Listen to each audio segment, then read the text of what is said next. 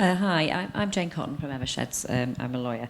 You mentioned, Dan, that men in positions of power tend to provide direct but informal sponsorship to other men.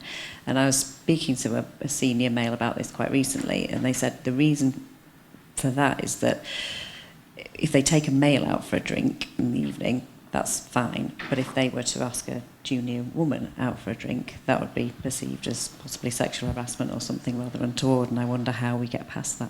Yeah, it's interesting actually because obviously because of the whole Me Too campaign and all of that, is I have heard over the last few weeks, actually I was in Hamburg talking to some lawyers recently, and a male lawyer said to me, that story actually said, look, I was, a classic thing, you know, I was with a client, it was quite late at night, and the story was that they had to order taxis to get home. And he wasn't sure whether he should get in a taxi with the female associate or whether he should order separate taxis, even though they were going in the same direction. So I think there's something in that, but I'm not really sure that I buy it, to be honest with you, because the whole Me Too campaign is quite recent. You know, it's only been going on for the last couple of years. And the Old Boys Network has been going on for probably like 300 years.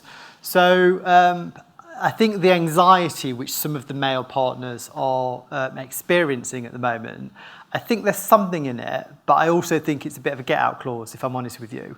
So I suppose I would challenge back, actually. And I think, actually, if we are in a professional setting, the problem is if we are anxious and we're not, you know, getting into a taxi. So what do we do when we get in a taxi with a female associate after a client meeting?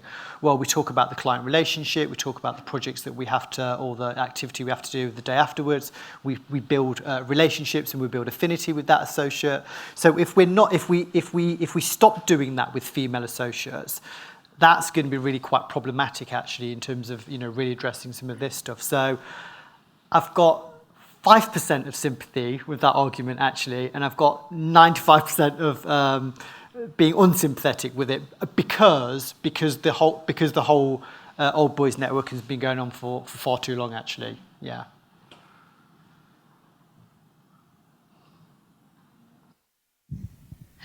Hi, my name's Emily Pfeffer. I'm a doctoral researcher working my PhD at Queen Mary University of London. I look at pay transparency, pay secrecy, the taboo around talking about pay, and how it relates to the gender pay gap. And I had a question just thinking about some of the logistics of the mandatory gender pay gap reporting and your thoughts on it. So one thing that occurs to me is that as several of the speakers mentioned, there is a distinction between the aggregate company level reporting and actually knowing what the people next to you make. There's not that sort of radical transparency in most companies. What occurred to me though is when you look at the 6 figures that are reported, so you look at the mean and median gender pay gap, for instance, in say company A, you just have that percentage. You have something that tells you about the comparison between men and women in your company. You don't have the actual figures, men and women, male and female average. And if you're going to sort of think about, if you're a woman working in company A, that doesn't actually tell you anything sort of about where you fit within that company. And I was wondering if you thought that was something companies could or should work to overcome, because if you just simply at least gave the figures underlying that, it would at least give individuals within that company some idea of where they sit, whereas the current what's required doesn't give that. Thank you. Who wants to take this one? Yeah, Sam? I can pick that one. So, I mean, you're right, and some organisations have pay scales which they make available so people can see where they are at least within a band. Others don't do that, and it's very much about individual negotiation, and that's the norm in that organisation. And women tend to do badly in situations where they're negotiating their pay for all kinds of reasons. So we would argue that unless you have transparency, you will always get pay discrimination, and women would always be disadvantaged by a lack of transparency. I think we're a very long way away from creating a pay culture which fosters transparency. So I don't think we're really calling for that kind of detail to be published, but I think it's how you legitimise the pay conversation. And I think the more information you can give to people, the better equipped they are to then understand where they fit, as you say. But then that leads to problems if they think they should be earning more and they're looking at their male colleagues earning more. So that's why it hasn't happened. But you know, you're right. I'll play a devil's advocate. I'll add to that. Most people, I think it's fair to say, take a very simplistic view of the data. And whilst more complex and more telling data might be welcome, most people will just fix on a single figure. And they will conflate gender pay gap with equal pay. So for most people, it becomes a single figure, whatever that figure may be, that a woman is paid less than a man for doing the same job. Perception, I think, is, in this case, for at least for the majority of people, much more important than reality. Could I add that basically knowing that you are paid less contributes about a 16% decrease in your intention of staying with the employer? So I don't want to play a devil's advocate, but I think there's a lot of workplace psychology that one needs to understand in terms of what's being reported and, you know, what is a greater good.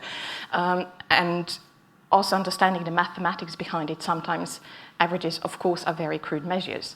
But then as an employer, you really need to make this tough decision. Will you be telling a female and a male employee that you're actually paying them differently and then revealing how much you're actually paying them? So that's up to employers. It's quite a risk. Any other questions?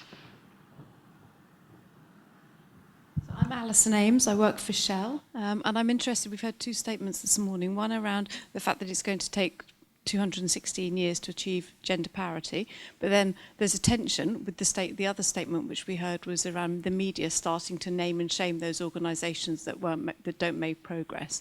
So I'm really interested to hear from a communications perspective how we as an organisation, we don't know what our 2018-19 data is going to look like, but how we tackle that, given that we know it's going to take a long time to see change, given the systemic issues that we've talked about this morning.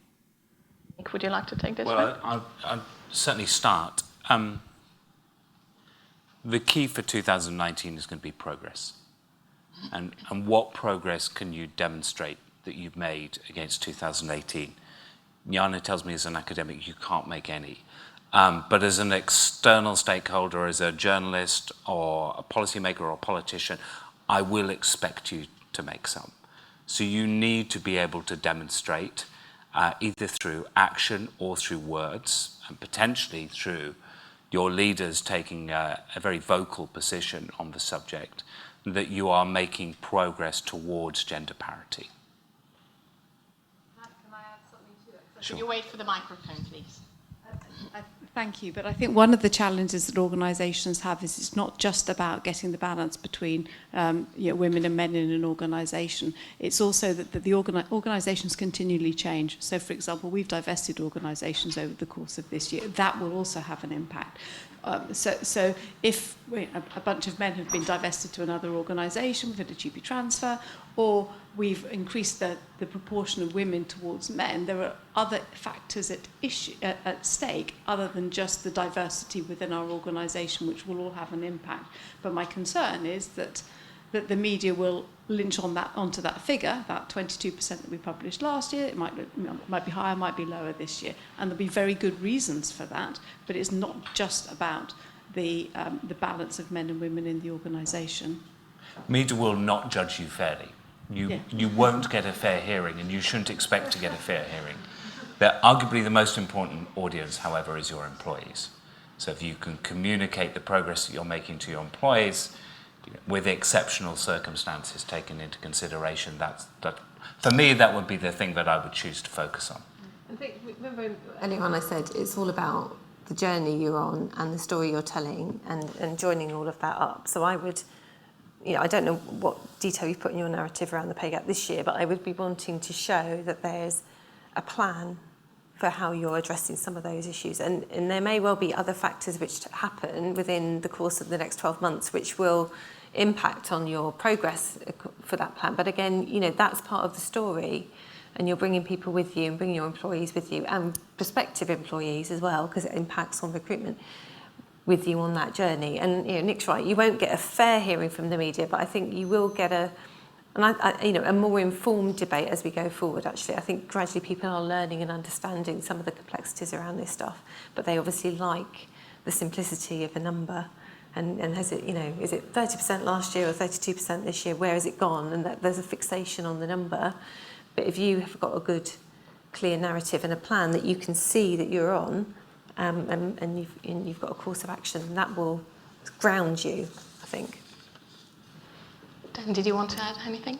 Well, I think the narrative and the plan is really useful, but I think also the bigger picture is, what this conversation does, it leads us to have a wider analysis of decisions that we make. So, for example, if we've got an organisation that is doing a restructure or an organisation that is doing a move and it might have an impact on one gender over another, actually, if we look at this from, it's not necessarily applicable to the private sector, but you can take the principles of things like, an equality impact assessment, which is applicable to the public sector. Actually, what you should all be doing is saying, well, actually, if we're making a structural decision in our organisation, what is the impact of that in terms of our employees based on gender? And so I think actually one of the things that this conversation will do is say to us, actually, we can no longer make decisions in isolation from gender, or we can no longer make decisions in isolation from wider principles of equality and inclusion. And I think once we have some of those mechanisms in place, things like the equality impact assessments, I think they're definitely going to help in terms of some of those wider decisions that we might make, and actually how we communicate those to our employees as well. I think these are all really valid points, but what's really important is that these are basically ad hoc audits, right? So you need to make them from now on. That'll be an annual event. So what you need to do between now and next year, which is next year, is actually have a plan on how you are going to communicate what's happening within your company. So I think the speakers here are kind of all agreeing on you reporting the journey, but also make a continuous effort into investing in this data. But also, how many of you are from HR departments? How many of you are from finances? Okay, how many of you are CEOs? Thought so. How many of you are associates to CEOs, advisors? Okay, HR, go home, learn how to do the math, how to calculate them properly. So this is the first to understand, because it is not just understanding the mathematics of it, but it's really understanding where the data comes from and what it means to come up with a certain figure. As Sam says, it's really easy to understand one simple figure, but you need to understand the whole art behind it. On that note, may I thank the amazing panel. Thank you very much for your great presentations, and I think quite a lot of food for thought. I have so many more questions to ask and challenges to make.